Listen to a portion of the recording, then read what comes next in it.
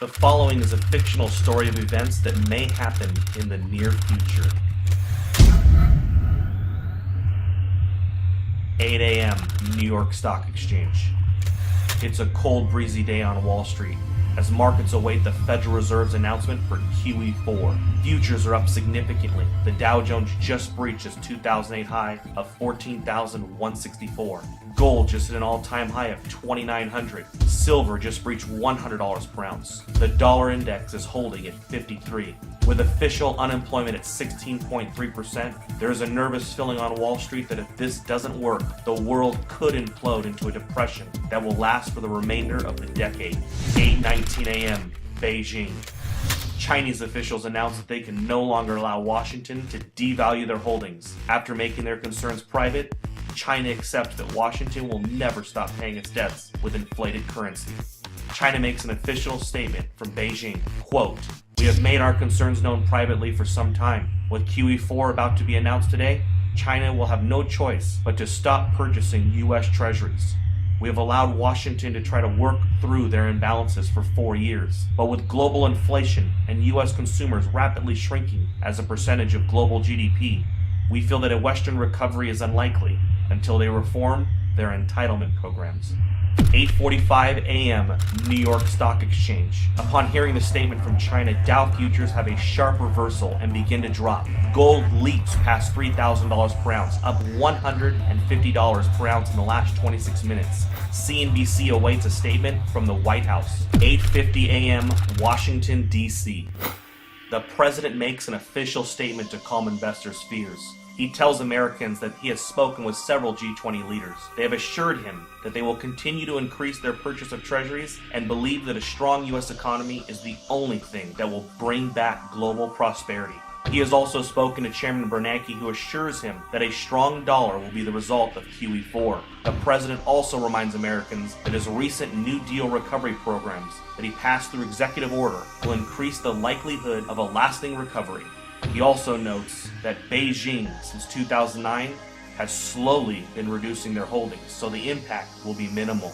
9:51 a.m. New York. Dow futures fall 850 points in the first 20 minutes of trading. Markets are halted for 1 hour by the authorities. 10 a.m. Main Street, America. The news about the stock market in China has now spread.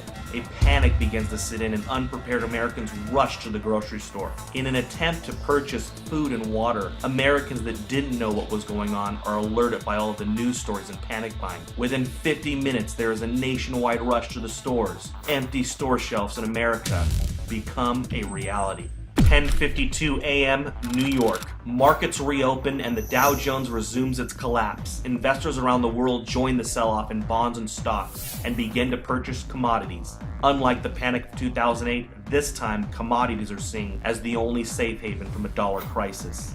11:30 a.m. New York. The Dow falls 1,700 points since reopening. Trading is halted for at least 2 hours. The Federal Reserve injects $200 billion into the markets and announces that QE4 will be delayed until further notice. Congress is called back to D.C. for an emergency joint session. Some members of Congress are saying that they consider China's statement a financial attack. 12 p.m. Main Street, America. Several cities begin to see civil unrest after grocery stores are forced to close. Traffic in the streets and violence break out. The president puts the National Guard on alert for a possible deployment onto U.S. streets if things don't get under control soon. Several news agencies are reporting injuries at grocery chains and call for the authorities to do something before it gets worse. 12:15 p.m. Toronto, Canada. George Soros tells CNBC that a run on treasuries is imminent and that there is nothing the government can do to stop it. He says it is unfortunate that a controlled decline of the dollar was not coordinated better over the years. Today really could have been avoided if not for the Tea Party politicians who demanded fiscal responsibility and a constitutional government. 3 p.m. Gold closes at $11.53 for the day at $4,053 per ounce. Silver closes at $173 per ounce. The president announces that due to civil unrest in some areas of the country, U.S. stock markets will remain closed for the rest of the day. With the exception of mining and other inflation-related stocks, the majority of U.S. stocks are down significantly due to the sell-off and flight to safety in commodities. The Federal Reserve announces that it will begin to purchase U.S. treasuries and stocks in order to stabilize the markets. But this only feeds investors' fears of a full-blown treasury run and collapse of the dollar. 6 p.m.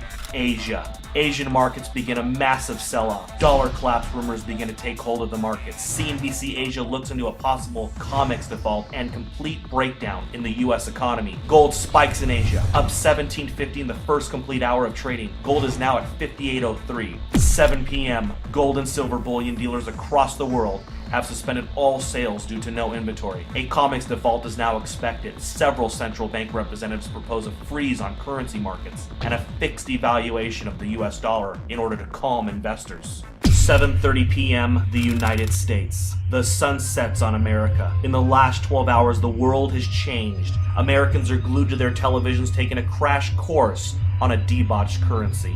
Smoke from fires in the cities have put a dark cloud over the nation. 7:45, the Federal Reserve. The Federal Reserve announces it will inject $1.5 trillion into the markets in order to stop any further decline in stocks. 7:55 p.m., OPEC. The final nail in the coffin. OPEC nations halt oil trades in US dollars until further notice. They will only accept euros, renminbi, or gold. 7:59 p.m. The Federal Reserve's announcement to inject $1.5 trillion into the markets causes a sharp reversal in overseas markets. Stocks begin to rally even as Main Street melts down. 8 p.m. Manhattan. Gerard Adams, president of the National Inflation Association, sends out an urgent email alert.